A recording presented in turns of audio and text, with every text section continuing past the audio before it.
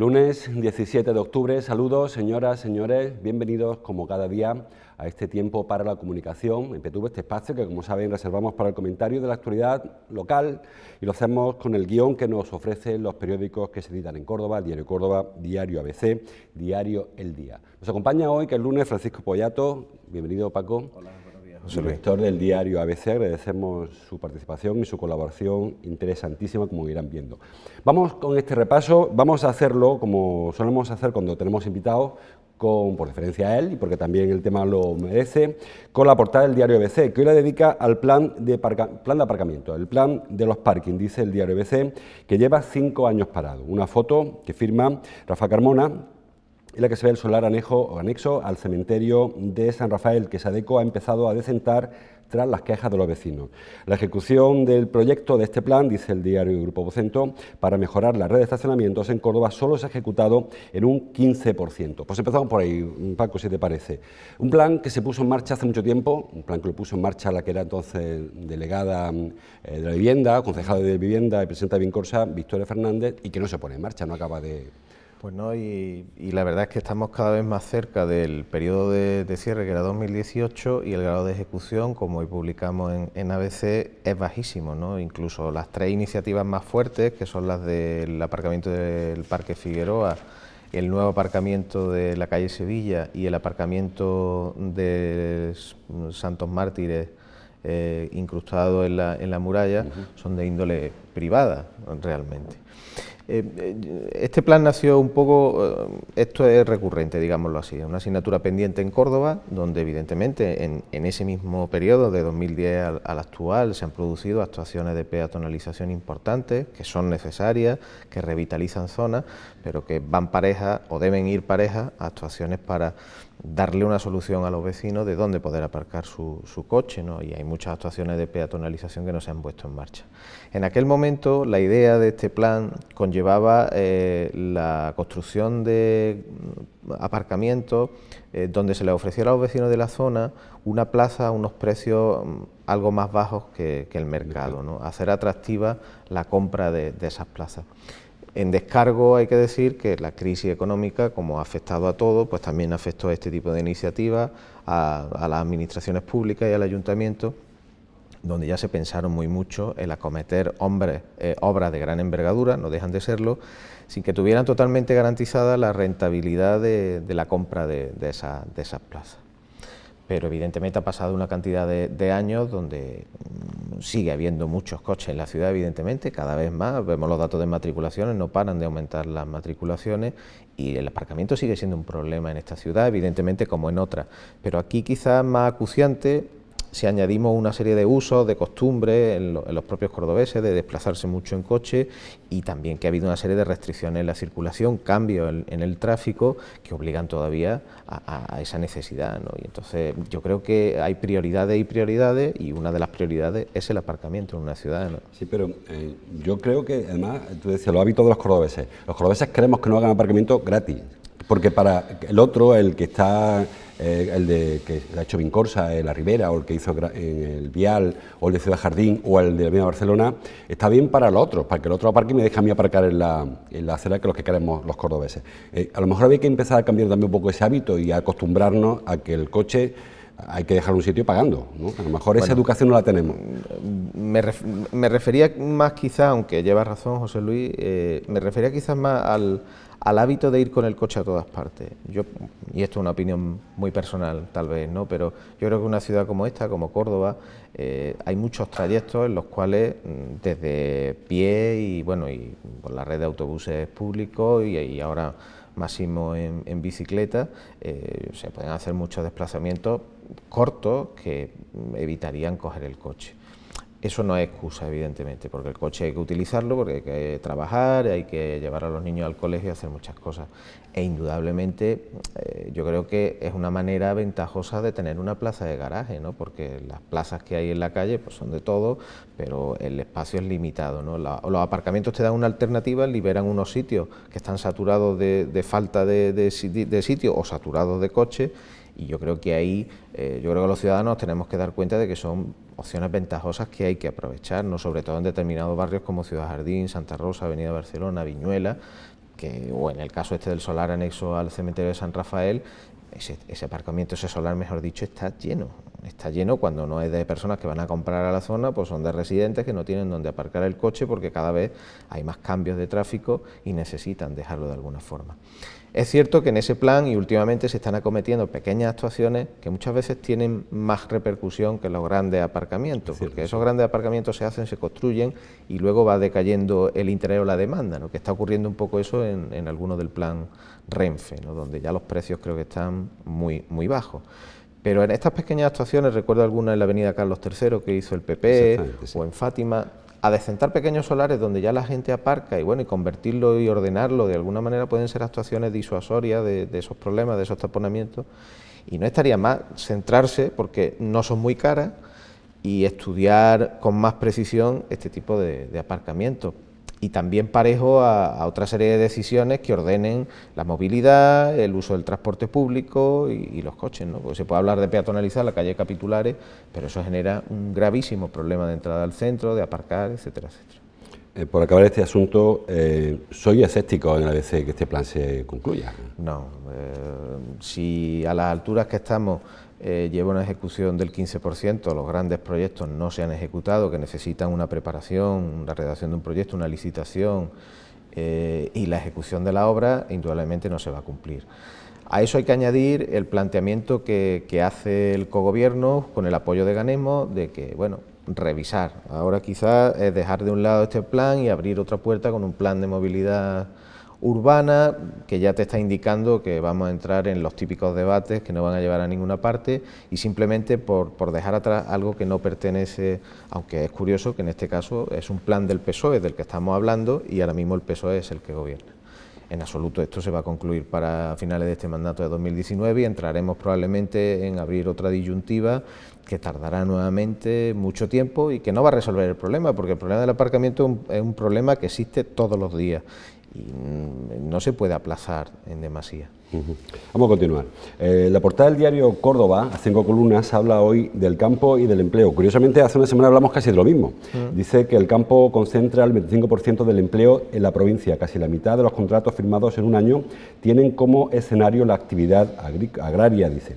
Pese a su relevancia, el trabajo que genera está marcado por la temporalidad y la estacionalidad. Yo siempre que hablamos de este asunto, creo que es la clave lo que son los últimos términos, la precariedad, la temporalidad, la estacionalidad, porque difícilmente una economía puede sustentarse en trabajos temporales o estacionales. Lo vemos con el campo, lo vemos también con el turismo. A lo mejor ese es el lastre que lleva la economía cordobesa. Claro, de la economía cordobesa se suele decir que tiene dos monocultivos, el del olivar y el del turismo.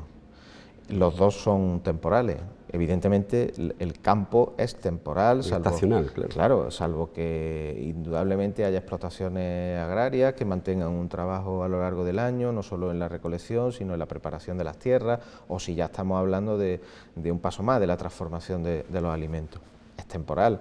Y yo diría que afortunadamente que tenemos esos datos, porque ahora empieza la época de la recogida de la aceituna, de primero el verdeo y luego la que va a la molturación, y ahora es cuando la curva del paro en Córdoba empieza a descender de manera pronunciada.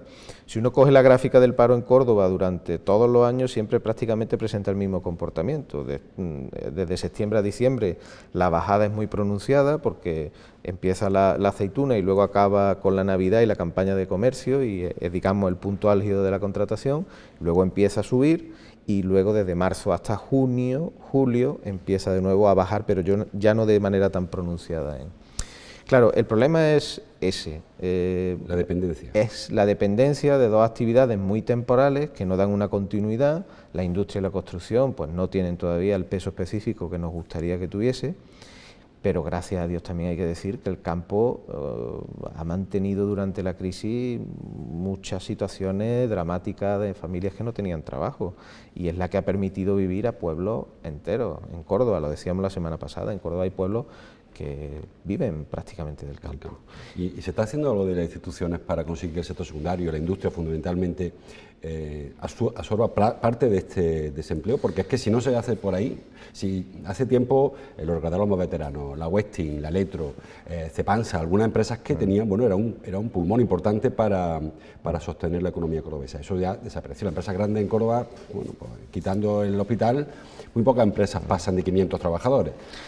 Yo creo que ahí hay tres factores fundamentales que yo veo, ¿no? El primero sería, como tú apuntabas, la falta de formación, la industria quizás, y conforme nos vamos metiendo en sectores más tecnológicos, más avanzados, requiere de una formación, de unos recursos humanos formados que no tenemos.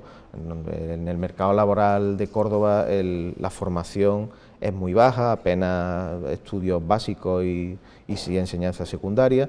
Luego, Córdoba no ha sido una provincia ni una ciudad, una capital tradicionalmente industrial, donde haya una larga tradición, donde haya implantación de grandes empresas. La hubo hace unas décadas, pero eso se perdió y no se ha vuelto o no se ha sabido recuperar.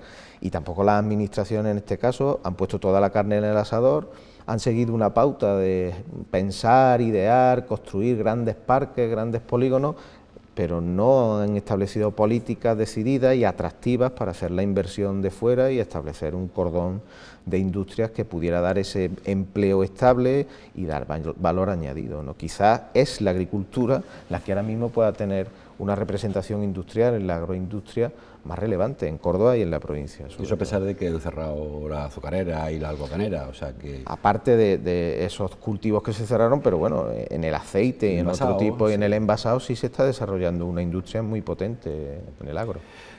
Terminamos el diario El Día, también en 5 columnas, habla hoy de juego de familia. Titula: los juzgados conceden ya en el 18% de los casos la custodia compartida. Detecta aquí los compañeros de Grupo Yolí un cambio de tendencia que algunas ya hemos hablado en otros periódicos.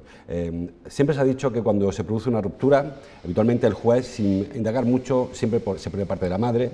Parece que está habiendo un cambio, probablemente porque la sociedad también está cambiando en este sentido. Yo creo que sí. Dentro de la situación dramática que conlleva una ruptura matrimonial... Con hijos, sobre todo. Con hijos, y de larga duración y dolorosa, yo creo que este porcentaje invita un poco al optimismo o por lo menos a ver ciertas dosis de civilización que a veces echamos en falta en la sociedad. Es decir, yo creo que una ruptura puede ser dramática, pero creo que el tesoro más grande, que son los hijos que quedan, está en la responsabilidad de ambos cónyuges, ¿no? Y si se llega a ese intento cordial, a ese acuerdo cada vez más, primero es positivo para los hijos y después demuestra un mayor grado de madurez en ambas partes, y que en este caso más el hombre demuestra una responsabilidad que le compete y a la que no puede renunciar, evidentemente, aunque las leyes de un tiempo a esta parte hayan sido más prevalentes hacia el papel de la mujer. Que no llega al 20% nos parece mucho ya. Sí, pero porque antes es lo que tú comentabas, antes era algo que se daba por hecho, ¿no? Que tenían que quedarse con la mujer, y ahora quizás también la actitud del hombre es la de pelear, entre comillas, más esos derechos que tiene como padre, que luego tiene que demostrar, ojo, tanto él como... Probablemente es un tema de discriminación positiva, hemos hablado una vez, pero es verdad que cuando una mujer pone una denuncia por maltrato, el juez rápidamente dicta cautelares, que yo creo que está bien, por si acaso, me parece que no es malo que inicialmente, pero ha habido quizá históricamente un exceso de protección, quizá para compensar un problema que sufre la mujer. Bueno, es cierto que también depende un poco de la edad de los niños. Si los niños son más pequeños, indudablemente la dependencia hacia la madre es objetiva, ¿no? Conforme los niños van creciendo, es probable ya que el papel del padre esté legitimado en igualdad de condiciones. ¿Y por qué discriminar de manera positiva en ese sentido? Yo creo que ahí los jueces sí están valorando esos elementos, la ley ha cambiado un poco y, como decía, los padres sí están dando un paso adelante positivo en ese sentido. Puede que también estén incorporándose generaciones nuevas en estos casos, que no son las generaciones de nuestros padres o nuestros abuelos, pues que tienen otra mentalidad y hemos sido educados en otros criterios distintos a los que antes se podía tener. Las dos fotos de los periódicos que nos quedan son fotos deportivas del diario Córdoba. La firma AJ González titula: primera derrota del Córdoba en casa. la foto del diario El Día, están viendo la del Córdoba, la firma José Martínez Chencho, titula Un tropiezo en el peor momento, el Córdoba Club de Fútbol suma el primer revés en casa ante el Sevilla Atlético, y el diario ABC trae un cintillo con foto para Oltra, el Córdoba rompe su racha ante el Sevilla Atlético 0-1, los blanquiverdes no materializaron varias ocasiones en un partido disputado. Bueno, vamos a hablar un poco de deporte, tampoco somos expertos ni Paco ni yo, pero hay que decir que el Córdoba ilusiona, y mucho. Tú, que estás muy habituado que yo a redactar titulares, el fútbol es así, cuando se gana éxito absoluto, cuando se pierde fracaso total. Sí. Pero el Córdoba en general, creo que el balance hasta ahora... Bien, bueno, mantiene la cuarta posición en este momento, que es zona de ascenso. Lo que ocurre es que, claro, el fútbol es muy de montaña rusa en cuanto a las sensaciones que transmiten, ¿no? Llegaba a 6 partidos y, si no recuerdo mal, sin perder, incluyendo el partido de Copa en Cádiz. Y claro, eso siempre despierta una expectativa en la afición tremenda, porque empiezan a ver que el equipo está encarrilado. El año pasado ocurrió igual, que cosechó una serie de rachas positivas y quedó primero al final de la primera vuelta, y luego ocurrió lo que ocurrió. Esto da la medida de una división, una categoría, la segunda, en la que, tirando de tópicos, no hay rival pequeño, los filiales en este caso son equipos de los que no hay que confiarse, porque suelen tocar bien la pelota, juegan bien. Ocurrió ayer, a mí me pareció un equipo bastante compensado, el Sevilla Atlético, que tocó bien el balón, y el Córdoba, con bajas importantes, pues tuvo el partido, tuvo ocasiones que pudo materializar y haberse llevado los 3 puntos, pero bueno, esto es lo que queda. No hay que desesperarse. El Córdoba, yo entiendo un poco de fútbol, pero la sensación que es que es una plantilla justita, sí, y que cuando llegan los problemas, aparecen los problemas, claro, sí. No hay relevo natural, sí, cuesta mucho sustituir a los indiscutibles, ayer, y no una temporada larga la que nos espera. Ayer, por ejemplo, ese fue uno de los aspectos que se notó. Rodri, que es el delantero titular, estaba sancionado por acumulación de tarjetas. Jugó de titular Pío Bacari, que es el delantero suplente, y llegó un momento en el partido que a Pío Bacari se le veía que estaba cansado y que necesitaba el equipo un refuerzo arriba, pero no tenía delantero en el banquillo, porque tampoco convocó a ningún jugador del filial, ¿no? Esos son los pequeños detalles que se notan de lo justo de la plantilla, ¿no? Que el año pasado ocurrió igual, era también una plantilla justa. Entiendo que el entrenador debe estar de acuerdo con ese planteamiento, pero tiene sus contras también. Bueno, vamos con los sumarios. Titula el diario Córdoba, la Asamblea de Ganemos ratifica la negativa a la subida lineal del 3% del IBI. Me parece muy interesante, que lo traen casi todos los periódicos, también lo veo en la portada del Día, muy parecido, casi igual. La Asamblea de Ganemos se opone a la subida del 3% del IBI, el día del ABC lo he visto dentro, me parece. Sí, en ABC2. Está enlazado además con el debate del Estado. Efectivamente, por eso es donde yo iba. Hoy celebra un debate forzado, hay que decirlo, además, un debate que no quería en principio la alcaldesa que fuera ahora, pero se ha forzado por la oposición, y va a surgir en este debate una situación muy rara de Ganemos, porque son socios pero no lo son. ¿Cómo está la ciudad? Luis, no sé qué. Bueno, me refiero para el debate inicial del... Bueno, yo creo que evidentemente es normal que la alcaldesa no quiera que haya un debate del Estado de la ciudad, porque la situación de su gestión es negativa, es decir, es que no puede presentar prácticamente nada como aval de gestión la alcaldesa cuando ya ha transcurrido año y medio de este nuevo mandato. Se presenta además en un momento en el que las ordenanzas siguen en el aire, porque no hay un acuerdo con Ganemos, que es su socio de referencia y quien le permite gobernar. Los presupuestos se antojan bastante complicados, y luego hay que tener en cuenta otro elemento político. La presión de Ganemos para entrar en el cogobierno obtuvo finalmente como respuesta un cambio de personas en el gobierno que hizo la propia alcaldesa, que si hacemos una lectura clara, le estaba invitando a que no van a entrar ustedes. Yo ya he cambiado mi gobierno, no tiene sentido que ahora lo vuelva a cambiar para incorporarle a ustedes, aunque bueno, eso pueda estar también conectado con el contexto político nacional que vivimos ahora mismo. En esa situación, el papel de Ganemos hoy que tú comentabas en el debate del Estado de la ciudad, pues no puede jugar o no va a jugar a defender una gestión de la que se va a desligar, porque aunque ellos apoyan al Partido Socialista e Izquierda Unida en la investidura, ellos prefieren hacer ese rol de oposición a la izquierda del gobierno y no se van a presentar como defensores de nada, y van a atacar, digamos, por ese flanco, ¿no? Igual que pues, el Partido Popular, que ha propiciado este debate, pues va a ser un ataque duro y severo sobre la falta de gestión y sobre todo la parálisis, ¿no? La parálisis de numerosos proyectos, el freno a otros proyectos que inició el PP y que políticamente decidió este nuevo gobierno municipal que no siguieran adelante, en una ciudad en la que necesita estímulos mucho más positivos que todos los que se están dando, ¿no? Y envuelto todo ello en un ruido de polémicas estériles, de polémicas demasiado ideologizadas, que huelen a sectarismo muchas veces, no son fructíferas y a las personas de la calle, a los cordobeses, pues no les interesan, porque lo que les interesa es que les resuelvan los problemas, eso, pues el aparcamiento, el paro, etcétera, etcétera. La no entrada o la entrada, que yo creo, coincido en que va a ser no entrada de Ganemos, es porque la alcaldesa teme que se cree un bloque dentro del equipo de gobierno, Izquierda Unida más Ganemos, que serían más que el PSOE, serán 8 a 7, y eso le obligará a cambiar algunas acciones de gobierno. La entrada del gobierno de Ganemos sería la traca final, porque evidentemente si hasta ahora con PSOE e Izquierda Unida hemos vivido las polémicas que hemos vivido, con Ganemos dentro del gobierno sería aún peor. Es verdad que a la alcaldesa no la hemos escuchado decir si le parece bien o mal que entre, porque su respuesta a esa pregunta ha sido que es una cuestión que tiene que decidir el partido, lo cual llama mucho la atención cuando ella es la alcaldesa, ella es la primera autoridad y ella es la que decide directamente sobre la gestión, no el partido.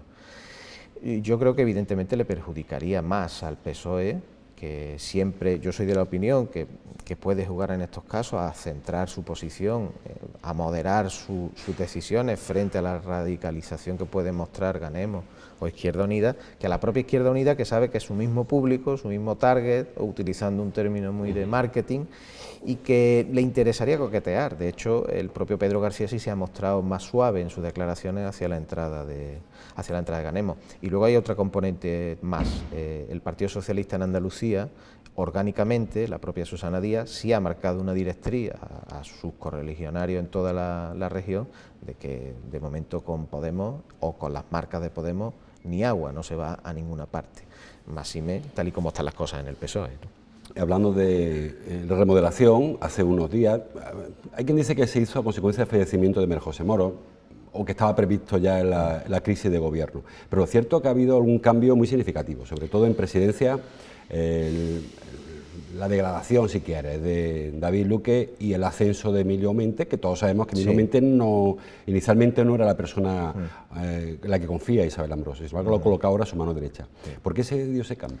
Bueno, como tú bien dices, no se produce por el fallecimiento de María José Moro, sino que ya venía gestándose desde tiempo atrás. Indudablemente aprovechó esa coyuntura la alcaldesa.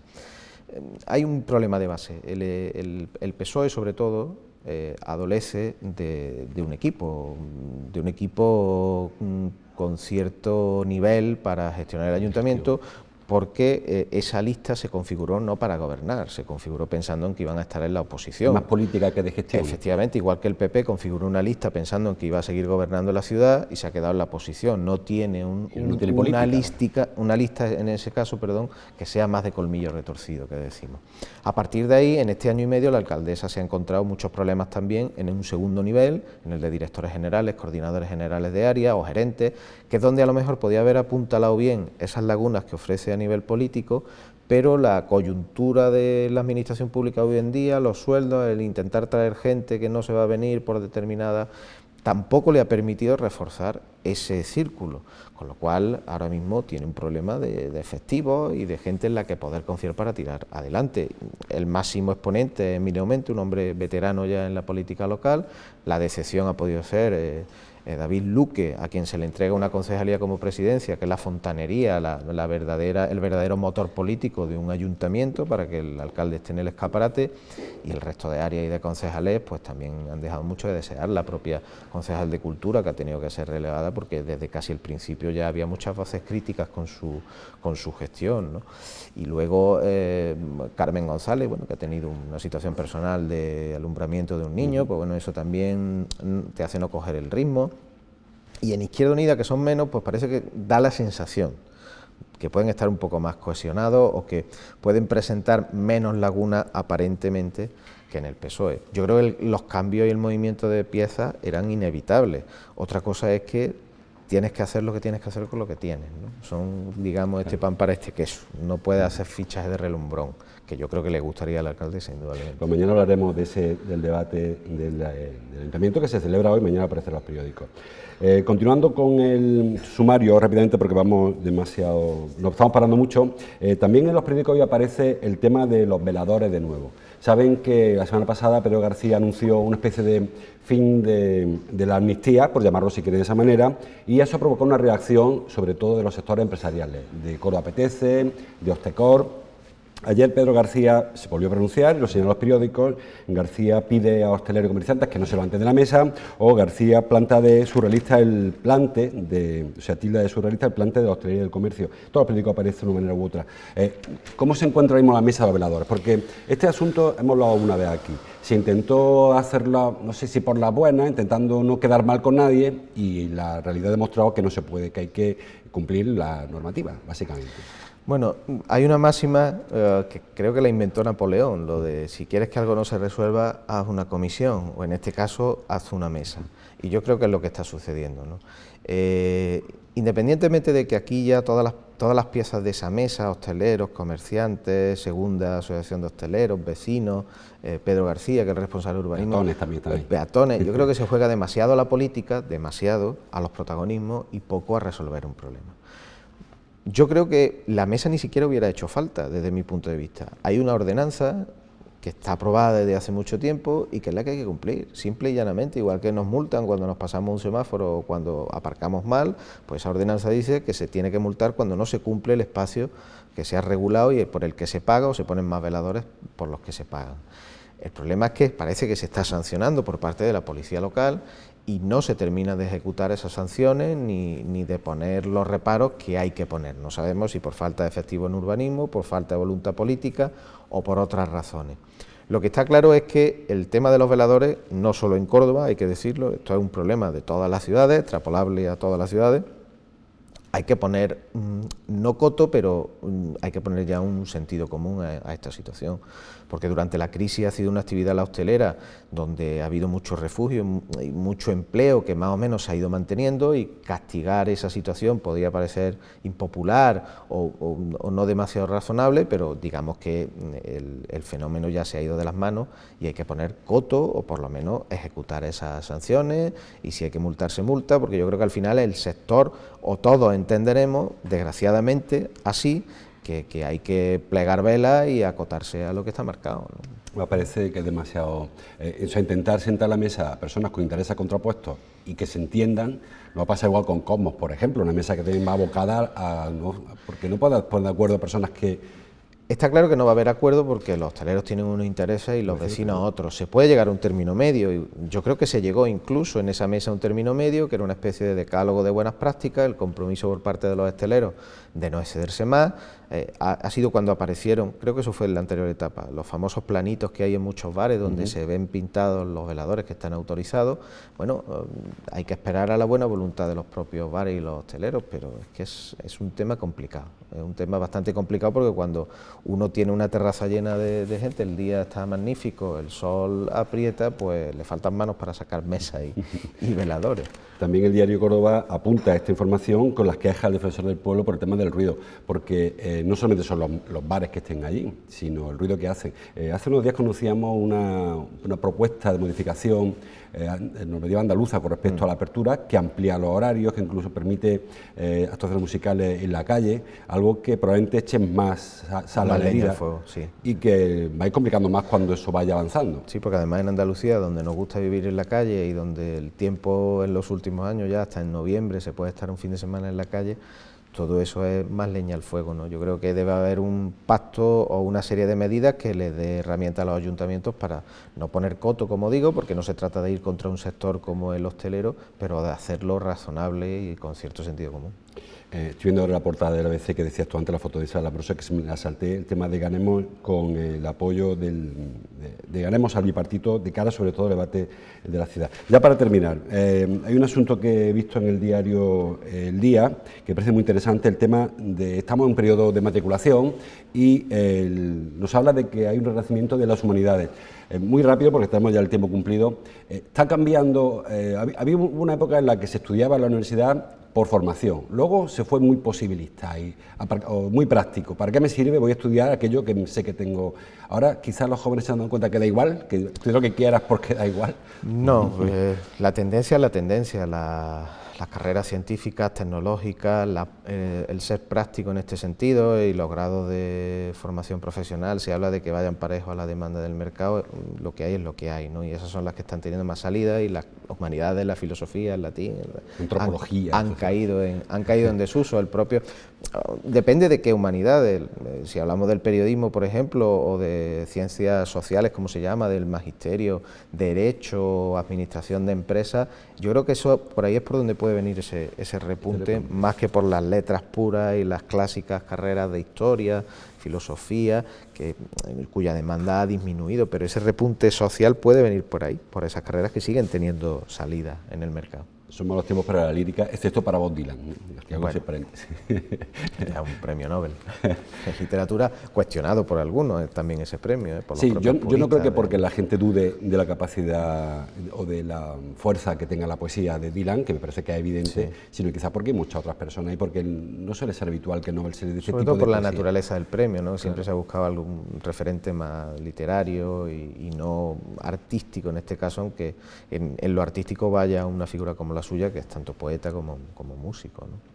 Lo dejamos aquí, es ya hora de continuar con este programa. Como siempre, Paco, muchas gracias por tu presencia, tu colaboración interesantísima, como digo. Ahora vamos a tomar café, lo va a hacer María Ángeles Mellado, con Diego Casas, de la asociación Córdoba Solo Hay Una. Así que nosotros volveremos mañana, le dejo con María Ángeles. Adelante, María Ángeles, hasta mañana, gracias por su atención.